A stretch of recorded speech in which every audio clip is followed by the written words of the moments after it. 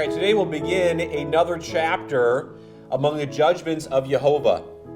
We'll be in Exodus 23 today. And in the first few verses, we'll see judgments related to the execution of just justice. So fair justice. Both on the side of the witness as well as on the side of the judge. As believers, we should care about fair and equitable judgment. We should strive for this. We should participate in this. We should be looking for this to come about because this is who our God is. This is what we love about our God, is that our God is just. It should not surprise us to see these judgments among the early things presented to the people. We'll also see principles dealing with what should be called maybe being neighborly. In other words, caring about what happens to those around us and stepping in when necessary. And as we go through this, it will feel a little bit like topics are bouncing around. And I believe this is on purpose to show the unity of how these judgments fit together. This is not some sort of random list of judgments. There is a message in how they are arranged, and we'll consider that as well a little bit today. Let's go ahead and let's open up in prayer. Heavenly Father, I thank you for the opportunity we have today to be able to come before you again and open up your word, continue our journey through the book of Exodus. Father, I thank you for the things we've been able to learn thus far, especially as we've been focusing these last several chapters on your judgments, an expansion, an explanation, an application of what your covenant means, especially as laid out in the 10 words, the 10 utterances. Father, I pray that you help us understand the passage we're going to focus on here today. Pray that you're glorified as we seek to find application in our lives as well. I pray all this in Yeshua's name. Amen. All right, Exodus 23 and verse 1. It says, "Thou shalt not raise a false report. Put not thine hand with the wicked to be an unrighteous witness." And see, here we're seeing the aspect of a justice system. And when we think of a justice system, it's important to understand that in order for the system to work, that in order for the system to be fair, in order for the system to be equitable, both the judge and the witnesses that come forth, they need to be honest. Should make sense. Because if the judge is fair, but the witnesses are false, well, then justice is perverted or can be perverted. There's a potential for it to be perverted. If the witnesses are true, if the witnesses are fair, but the judge is corrupt, justice also tends to be perverted. Now in this verse, this is dealing with the side of witnesses. But as we go through this, it'll bounce back and forth, or it can apply to both. A witness can be one that knows the details of some controversy between two people, or it could be even one of the two people involved in the controversy itself. And think about this. So you could be called to testify on behalf of someone that is involved in a controversy coming before a judge, or you yourself could be coming before a judge because you're part of the controversy. And so it doesn't matter what type of witness situation it is. The responsibility is still the same.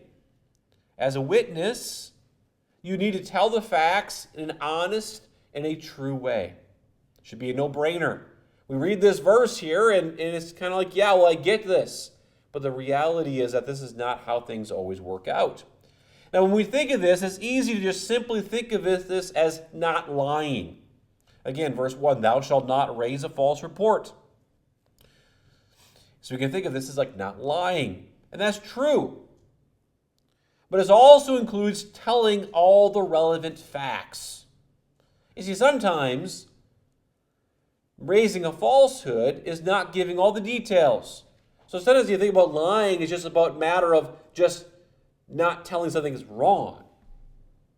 The opposite of a truth. But sometimes if you don't tell everything associated with the situation, that's also raising a false report. In other words, when all the details are purposely left out, or some of the details are left out on purpose, that too can be included in the idea of raising a false report. It's easy to see how this relates to the court of law. You think about coming before a judge, it's all dressed up in black in some fancy robe. You have a big bench that you're coming before. You can't approach unless the judge asks you to come forward. As we can see how, like in a court of law, this applies, where parties are coming before the judge. But that is not the only time this sort of a verse or judgment applies. Anytime a controversy exists and we're called to be a witness, this verse applies. Maybe it's at home where a controversy breaks up between siblings. I'm looking at people here. How could that ever happen, right? Or maybe it's at work where there's a controversy. It's important that we do not raise a false report if we're called to witness something, or say things that are not true, or say things that are half-truths, or say things that are absent of truth. Now this, of course, is aligned with the ninth word, which thou shalt not bear false witness against your neighbor. So it's the ninth word, what we read back in Exodus 20. Now, though we do not see the consequences here, we do see other places in the Torah where this is laid out. So if you turn with me to Deuteronomy chapter 19. So Deuteronomy chapter 19.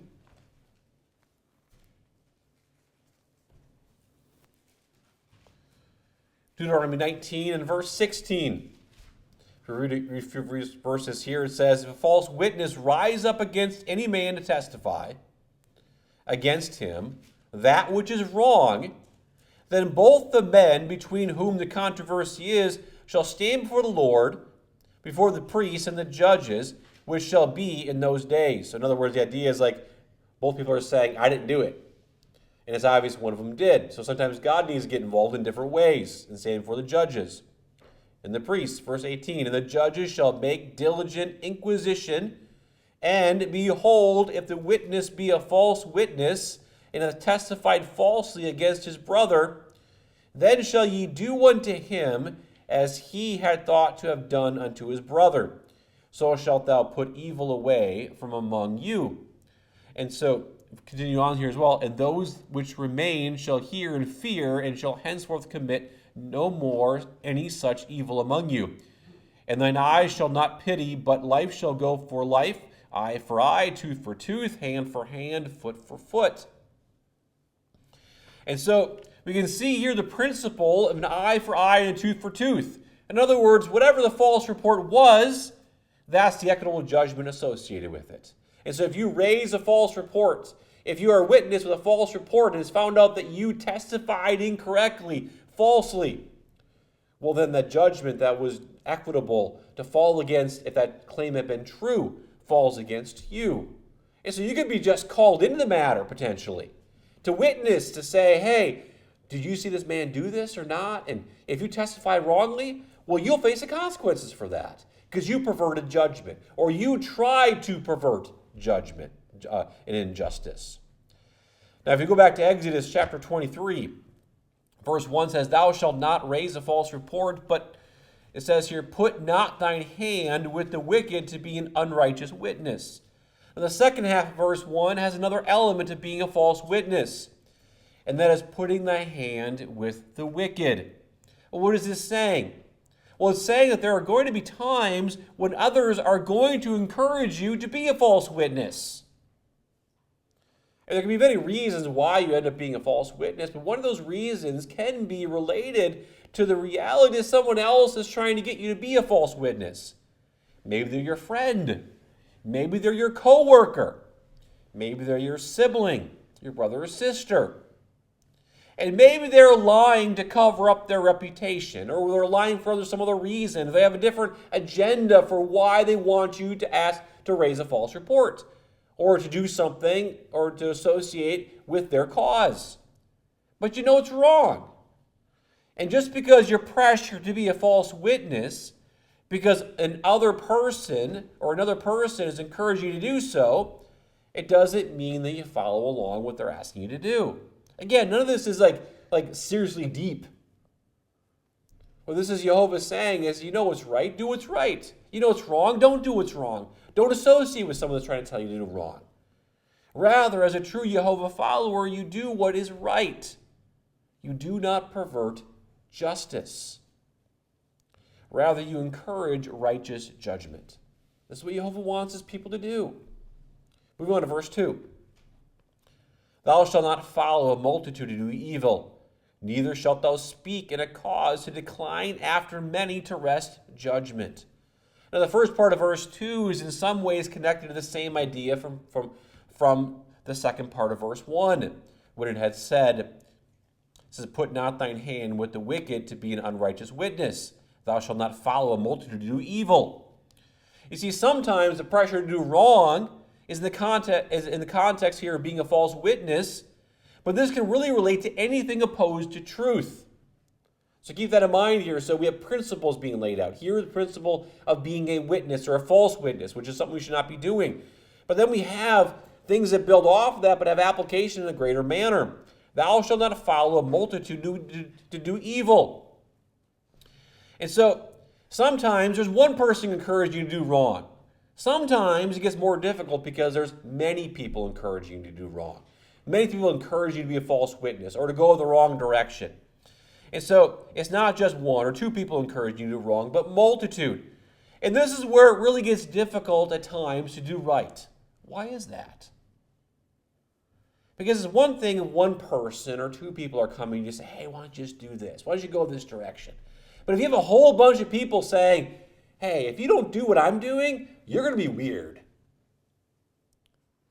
We're going to treat you differently if you don't follow along what we're doing here. Or if you don't go along with our story of what just happened.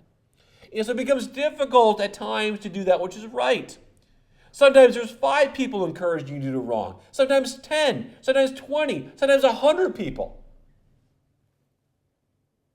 And they're pushing forth a lie, or they're pushing forward to do wickedness. And they're saying, you don't want to be the odd person out. You don't want to stand out like a sore thumb. You want to expose all of us, do you? And they expect you to follow along. That if you don't toe the line, you're going to cause everyone to suffer. And so the first part of verse 2 can relate to doing something or not doing something. But by either participating or not participating, you're doing wrong in doing so.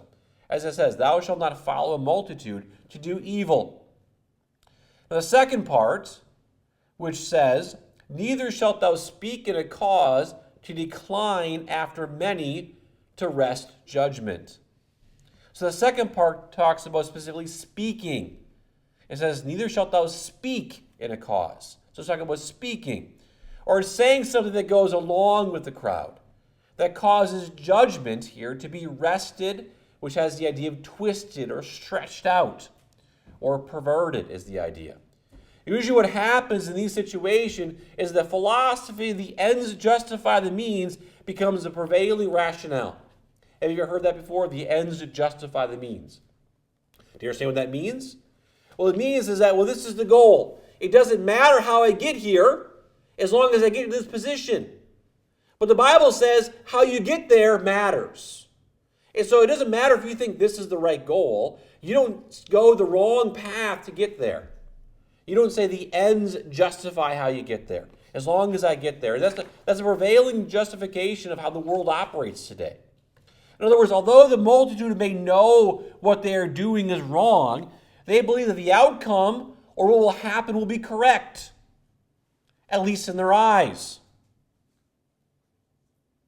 And this is much of what's going on today in society.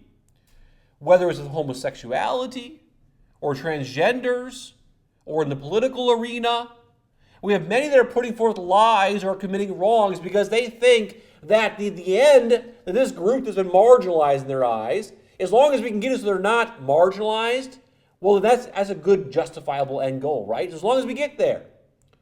In the political realm, well, we know that our ideology is correct, right? So if our ideology is correct, well, then that should be the prevailing thought for everybody. It doesn't matter how we get there. We lie a few times, maybe pull the wool over someone's eyes to get to that position. It doesn't matter. Well, it does matter in God's eyes. Because they believe that their cause is so correct that any means are appropriate to get their position across the finish line. And what they desire is for people to come along with them. And so we see in this verse right here, thou shalt not follow a multitude to do evil, neither shalt thou speak in a cause to decline after many to wrest judgment or to twist judgment. In other words, you're doing things to get someone to get the answer you want. That judgment could be right. But if you twist it to get to that point, you've wrested judgment or twisted it. And so this can have obviously the connection with the court of law, have the idea of something coming forth, or it's a more general, broader brush idea of trying to get your agenda across somehow. Yehovah says, you do not go along with the multitude to do evil or to speak up and do something in some way to twist or wrest judgment, even if you believe in the overall cause. Now, so sometimes the cause is purely evil, and it's clear not to get involved. But other times, like for example with politics, we can get wrapped up in the wrong thinking because others are pushing a certain methodology or whatever have you. But just because you might believe is a right outcome doesn't give you the right to twist things to get you to that outcome. But this is also a very important consideration in the realms of justice. And this is the problem with a democracy, is that when the majority is wrong, when public opinion is tainted, it can move justice in the same direction. Because the justice system is afraid of the majority who are wrong. And so verse 2 is very clear that we should not be part of when those situations arise. And by the way, this is commonly how it is for truth versus error. Righteousness versus unrighteousness. Good versus evil. The majority of the people go against the ways of God. This is the reality of the world we live in. The majority of the people are going the wrong way. The majority of the people line up with error. The majority of the people line up with unrighteousness. The majority of the people line up with that which is evil. That's what they vote for many times. And so when this verse says not to follow after the multitude to do evil, this is in reality the daily challenge for the believer. The daily challenge for you and for me. You see, the believer, the follower of Yehovah, will be constantly going against the grain of society. Yehovah says, thou shalt not follow after a multitude to do evil, or speak in a cause and decline after many to wrest judgment, or to twist things. Think about how significant of a statement this verse is in the context of the nation it was given to. Think about this for a moment. God has to tell the people of Israel not to follow after a multitude to do evil. What was the nation of Israel supposed to be? A people of holy people. But why would God have to tell a multitude of people that were separated for him not to follow after the multitude of evil? Was it because he was worried they may follow after the Canaanites? They may follow after other nations that are surrounding them? No, this is in the context within Israel. This is a warning within Israel. You see, Yehovah does not say, be careful of the one or two people that may stray from doing wrong or stray from doing that which is right to do wrong things. He doesn't say that. Be careful of the one or two people out there. You see, this judgment is given knowing that within the nation of Israel that claims to be Yehovah followers, there will be significant pressure to do that which is wrong. And if this is the case in this context, how much more so in the society we live in is this even more relevant to be paying attention to not following a multitude to do evil, recognizing that in many cases the multitude wants to go the wrong direction. And so you should expect to be different when you're following the ways of Yehovah. That you should be careful of thinking, well, what's the majority of people going to think? Are they going to stumble at this because, they're not used to thinking this way? They're not used to seeing things this way? You see, there's going to be a multitude of people that are pushing for you to go the wrong way.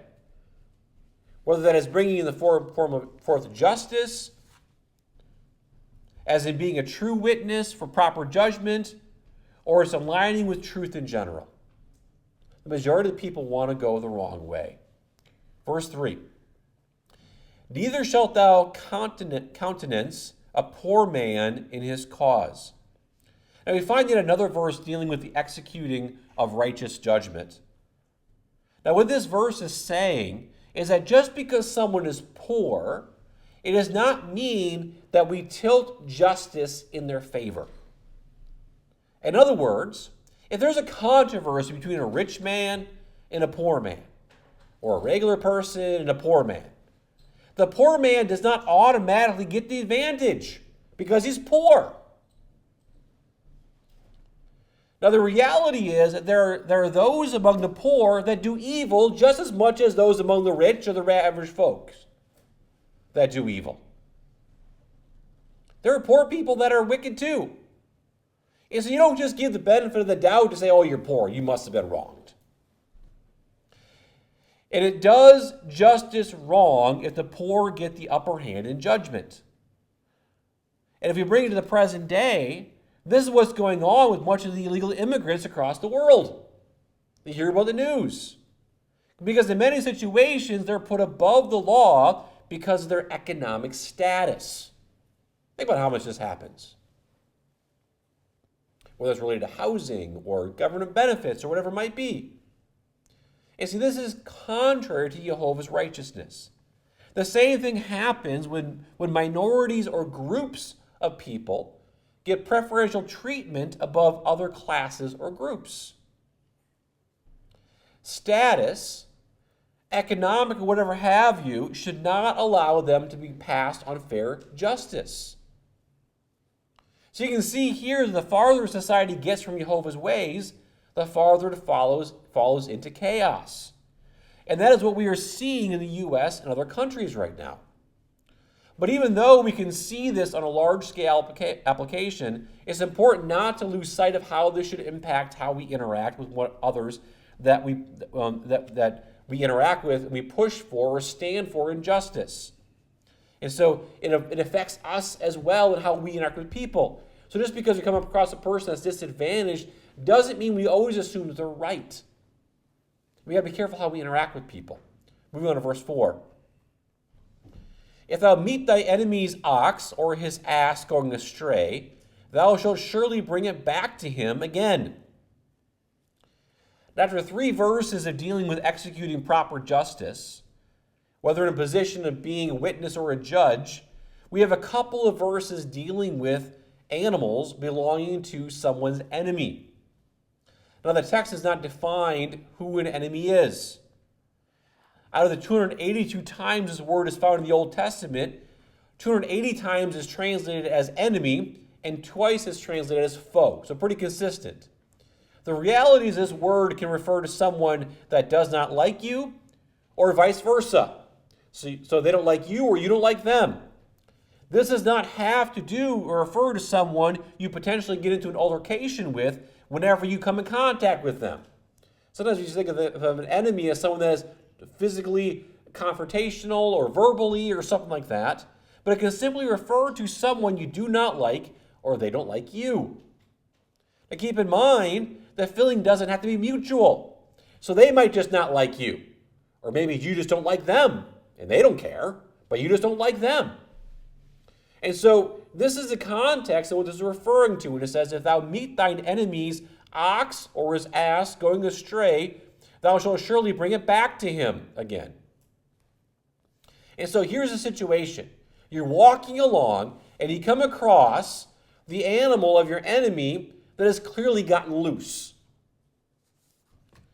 The text doesn't say how you know it's their animal, and that doesn't matter. It's a scenario. The fact is that you know this animal is owned by someone you do not get along with, or you do not like, or they don't like you. So what would one that is generally of the world do today in this kind of a situation? If someone from the world, they don't care, they have an enemy they come across, their animal that's run loose. Many, if it was their enemy, they'd either snicker and they say, well, that's too bad, and they keep walking on. And they see their dog that's loose or whatever it might be, some animal they know that is there, and they see them come across this, they're going to just keep walking and go, well, I guess that's just Joe's animal. Well, too bad. Joe doesn't like me.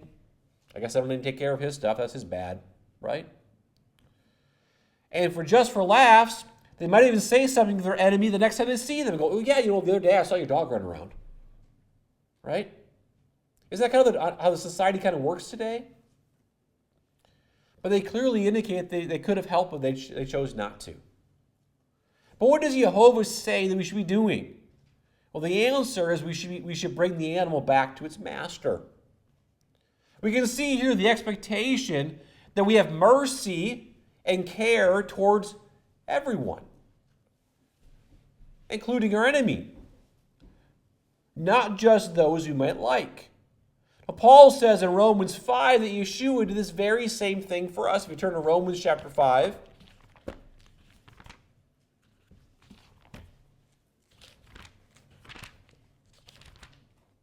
Yeshua did this very thing for us.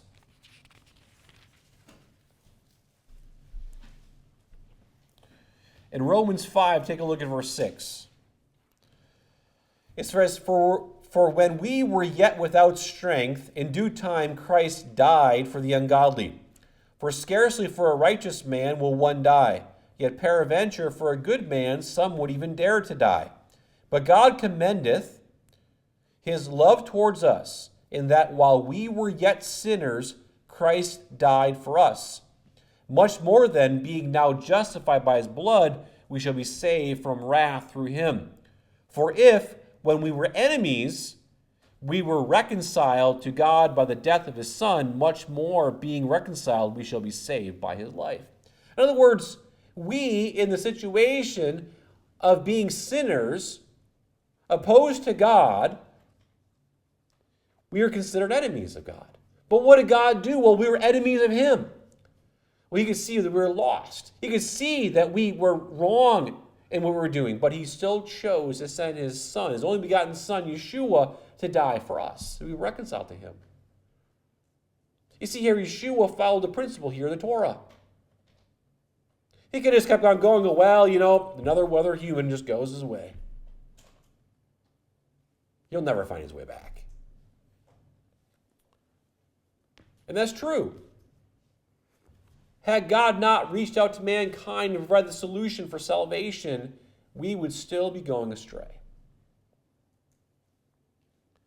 So Paul's saying that Christ demonstrated this Torah command in his death for us. We, his enemies, were in need, and he saved us. Moving back to Exodus 23, on to verse 5.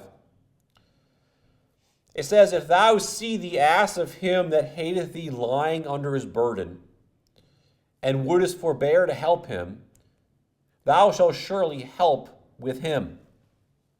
Now in this verse, the English is a little awkward with the second clause. There's 3 clauses there, and the second clause, which says, and wouldest bear to help him. It's a little awkward there.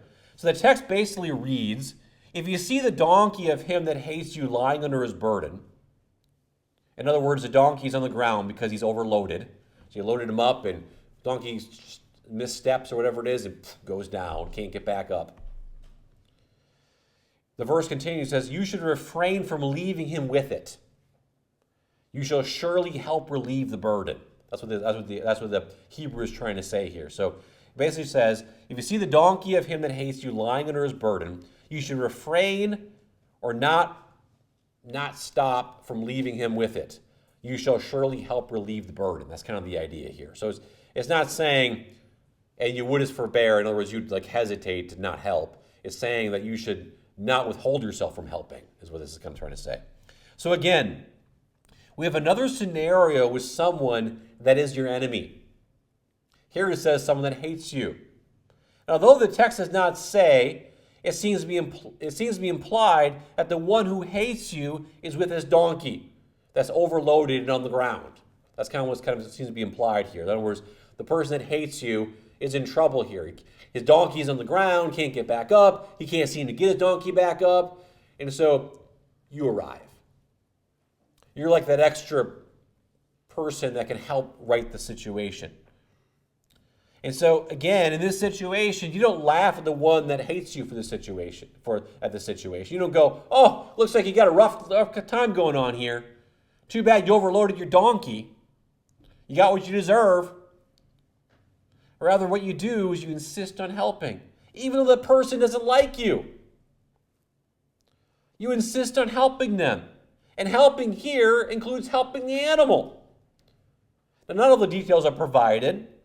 And they're not necessary. So you get in the other side of the donkey and helping them get up, or you're taking things off the donkey and carrying it along the way until the donkey gets its footing and then you put it back on. It doesn't say what you do. I don't think that's important. It's the principle that exists here in the text. Now, in both of these verses, if we find someone that is in need, even if it's someone we do not like or they don't like us, we're still supposed to help. That's what the verses are saying. And what does this whole thing tell us? Well, if we're expected to help those that are our enemies, those that don't like us or those that we don't like, how much more are we to help those that are not our enemies? And so here this is an extreme. Yehovah says you're expected to help your enemies. So by inference of that, are we supposed to say, well, okay, I have to help my enemy, but if someone's not my enemy, they're just somebody I don't know, I don't help them. Of course it doesn't say that. What it's giving us is the extreme to help us understand if we see someone that's in need, we're supposed to help them. Whether they're our enemy, whether we know them or not, whether they're our friend, whether they're someone we're okay with. We're supposed to help those that are in need. You see, these verses are really about the concept of being neighborly and not limiting the definition of who our neighbor is. By the way, Yeshua had to help people with that in the New Testament. You see, it's about making sure that we help anyone and everyone that we have the ability to help. Maybe you're in the grocery store, parking lot, and someone clearly needs help getting their bags into their car. They're struggling, whatever reason it is. You're like, I have time, I can help them. Someone's broken down, their car's broken down the side of the road. Now today it's a little bit different, I guess, because people have cell phones. But you can tell if they're struggling or not.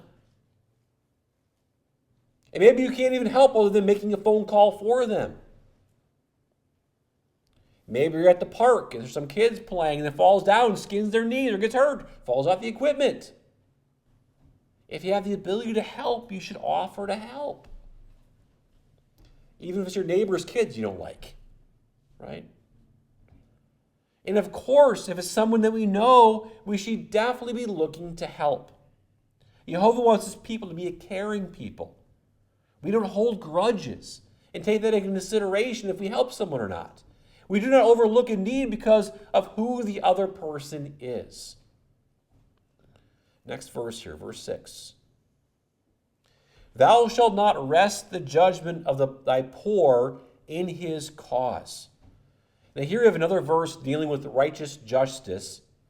Now before we look at this verse, I think it's important to consider what's going on here. Because after all, we had 3 verses dealing with righteous justice already. Then 2 verses dealing with being neighborly to all, even to your enemy. And now 3 verses we're going to see here dealing with righteous judgment again. And by the way, if you look down at verse 9, it says, And thou shalt not oppress a stranger, for ye know the heart of the stranger, seeing ye were strangers in the land of Egypt.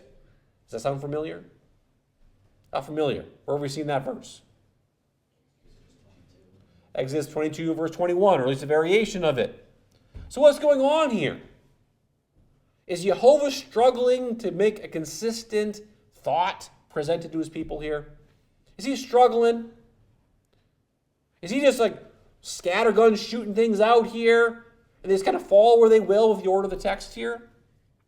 Well, I mean, 3 things are going on here. First of all, I think that doing this helps show that all of this is a unit that goes together. By putting these verses, rather than going like this, like a topic here, a topic here, he does a little bit of this.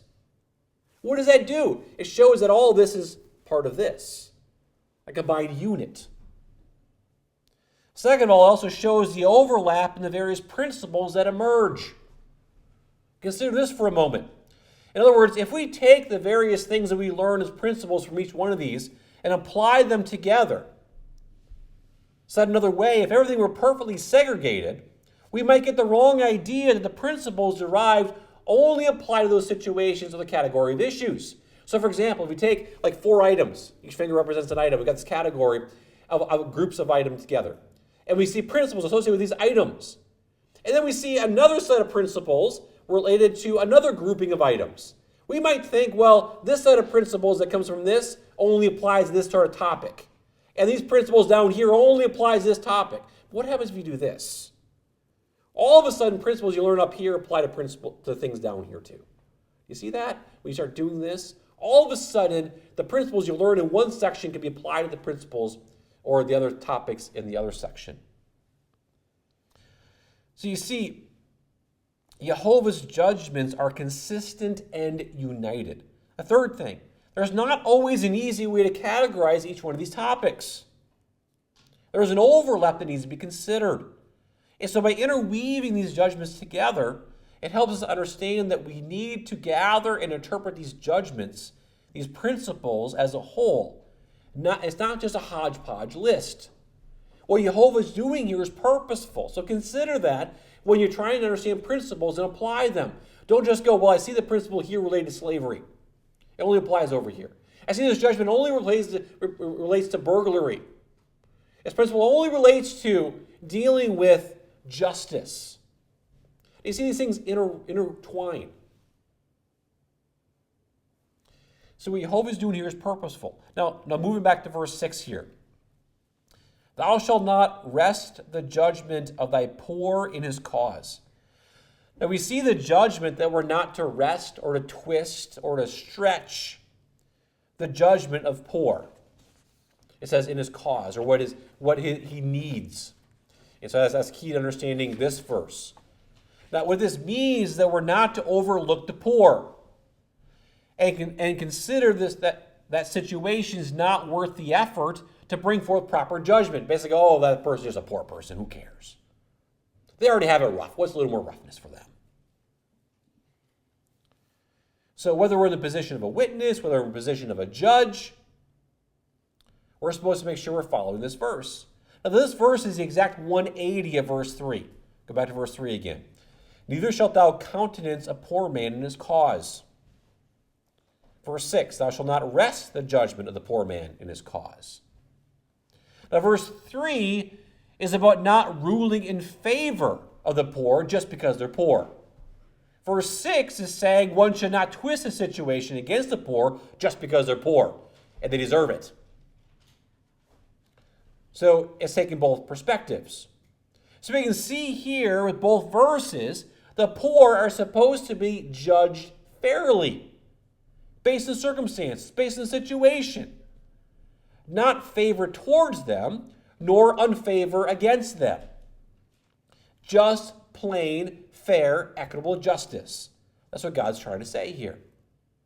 And if this is the case for the poor, it's the case for anyone that's being judged. Again, we need to look at some of these things, not only as the extreme situation, the exact application, but also that which leads up to it. So everyone deserves to be treated fairly and justly.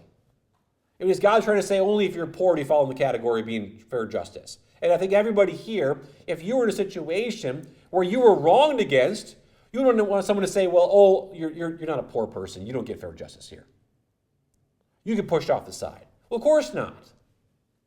No matter what someone's economic status is, no matter what someone's skin color is, no matter what someone's religion is, no matter what someone's political stance is, no matter what other sins may have in that person's life, whatever the factor is, we should be a people that are concerned about justice. We don't go, oh, they're a Democrat. Who cares? We shouldn't say, well, they have a different religion. Who cares? They're Islam, they're Hindu. We should care about fair and equitable justice no matter who the person is. This is what our God is concerned about. Fair and equitable justice. And this is what we should be concerned about. Verse 7. Keep thee far from a false matter, and the innocent, and righteous slay thou not, for I will not justify the wicked. See, here we see a couple more judgments in verse 7. The first instructs us to keep our distance from a matter that is deceitful or is a falsehood. In other words, if you know something is clearly a lie and in the wrong, we're to keep our distance from it. We should not position ourselves in a way that we could become potentially associated with it or potentially give credibility to it. Because you realize that sometimes if you're in a situation and you know it's wrong and you don't say anything, you get associated with that? You sometimes lend credibility to that matter because you don't say anything. And so, based on your situation, you may need to walk away. You may need to say something. You may need to do something to distance yourself from the situation you're in. Something's being said, something's being done. Yehovah says, keep thee far from a false matter. Keep your distance is what the Hebrew says. Keep distance from a false matter. A similar statement is made by Paul in 1 Thessalonians 5. We turn there to 1 Thessalonians chapter 5.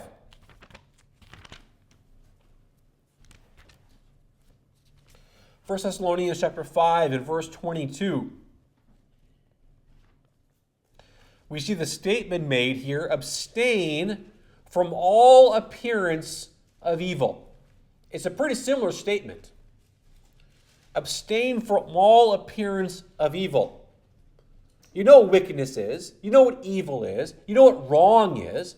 When it rears its head in your presence, or you know that something wicked or evil is over there, you need to make sure you're not associating yourself with it. Abstain from all appearance of evil. Again, if you're next to something, standing next to something, and it's wrong, you get associated with it. That's why it matters who you hang out with. You be very careful about associating with things. Take a look at Paul makes another statement as well, somewhat similar here in Ephesians chapter 5. Go back a few books, Ephesians chapter 5.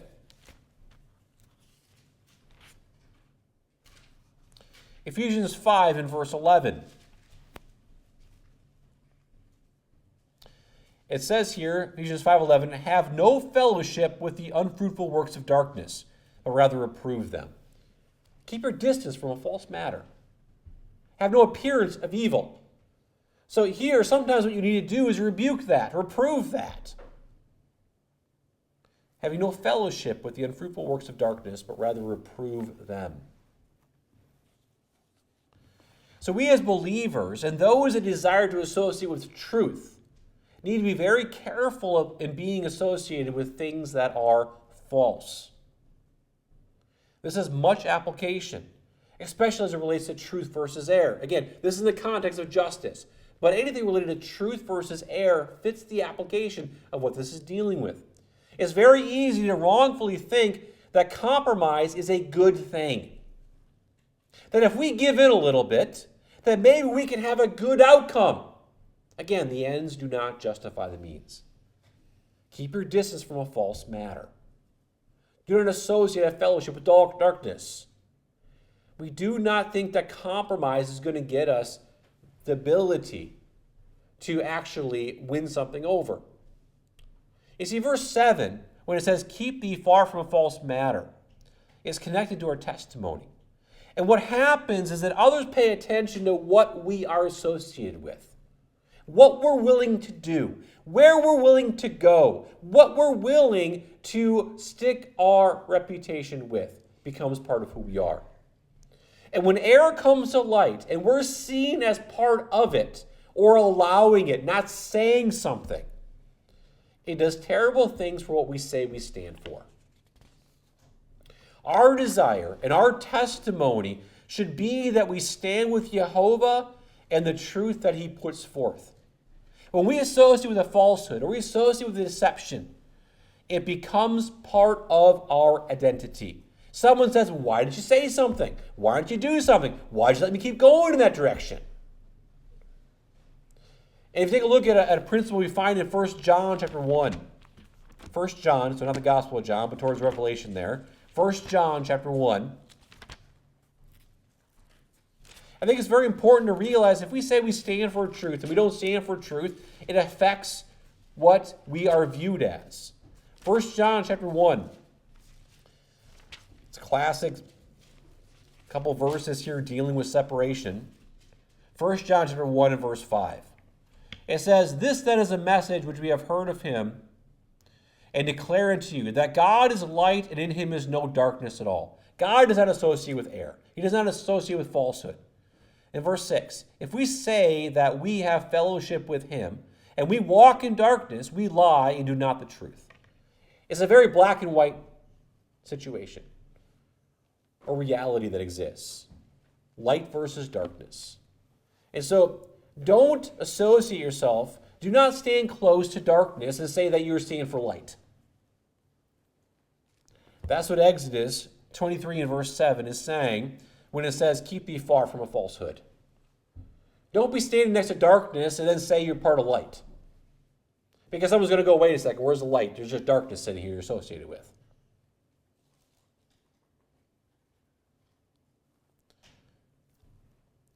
And so, verse 7 also says, and the innocent and righteous slay thou not, for I will not justify the wicked. The second part of verse 7 is connected to carrying out perverted justice. If we know that justice has not been fairly applied, and someone has wrongly been condemned, we are not to participate in the execution of that twisted judgment. So again, it says here, and the innocent and the righteous slay thou not. Well, what is this getting at?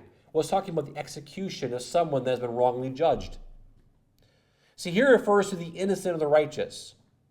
In other words, capital punishment is being carried out upon that person that is righteous or innocent.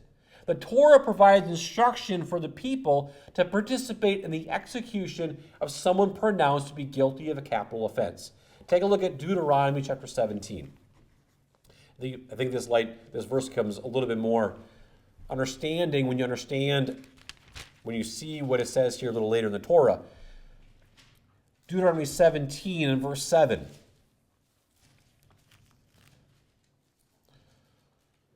Deuteronomy 17:7 says, the hands of the witnesses shall be first upon him to be put to death, to put him to death. And afterward, the hands of all the people. So thou shalt put the evil away from among you. So the way it works is that after judgment has been made or decreed, the witnesses have said, yeah, we saw this person do this. We know this person did this. And the judgment is a capital judgment. The person is put to death. Well, those witnesses need to throw the first stones. That's what Yeshua was dealing with in John chapter 8, where the woman caught in the act of adultery and the Pharisees brought forth the woman itself. And Yeshua said, he that is without sin cast the first stone. Well, after the witnesses cast forth the stones, well, the other people are supposed to participate in the matter and also carry forth judgment and say, yes, we agree that what has been declared is righteous and this should be put away. Well, what we find here in Exodus 23 is it says in verse 7, and the innocent and the righteous slay thou not, for I will not justify the wicked. And so, according to this verse here, if you know the person was wrongfully condemned, you should not participate in carrying out the judgment. The reason is clear according to verse 7, Yehovah will not justify or declare right the wicked. Well, who are the wicked? Well, those that carried out the perverted judgment that should have known better. Participating in the carrying out of the perverted judgment is participating in wickedness. Now, of course, today, we do not have capital punishment the same way as is outlined in the Torah. But we do have other forms of perverted judgment that occurs. It's prevalent in society, perverted judgment, many times, whether in the court system or even in our everyday lives, where we know we may come across something where judgment has been wrongly assigned. And we know, wait a second, that person didn't do that. What do you do in that situation? Do you go, well, judge has been served. I guess I have to go along with the crowd here. So, for example, someone at work has wrongly been scapegoated for something. That ever happen? It does. We should not participate in what goes on around it. We should rather encourage the person and say, you know what, I know that that wasn't right what happened to you. We stand up for that person somehow. We shouldn't just stay silent. We should just let them would happen to them. You see, there are many things like this that happens in life. The short of it is we should not participate or we fall under the same judgment of those that perpetrated it. Yehovah says here, I will not justify the wicked. Don't associate with them. Do not associate with the judgment that they help bring about. Verse 8, a couple more verses here. And thou shalt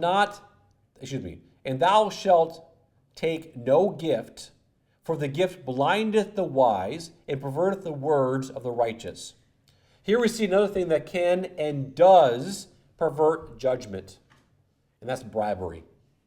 Bribery is receiving of something in exchange for doing something. In the case of a judge, it's where someone gives the judge some sort of gift. It could be money.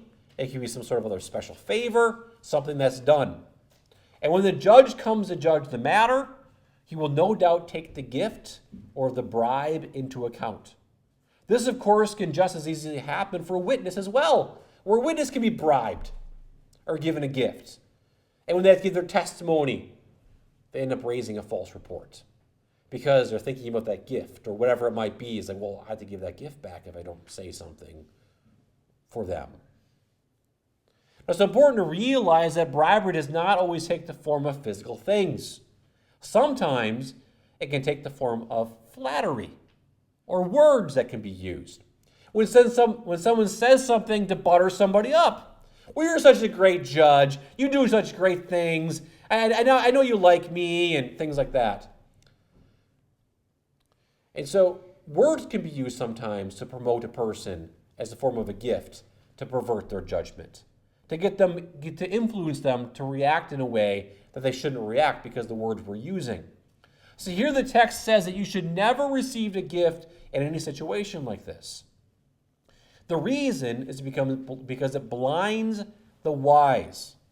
It says in the verse, and thou shalt take no gift, for the gift blindeth the wise, and perverteth the words of the righteous.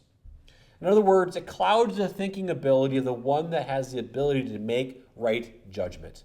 You have the ability to make right judgment, but because of that gift, it influences you, it taints you, it makes it so you don't think clearly to make the right judgment.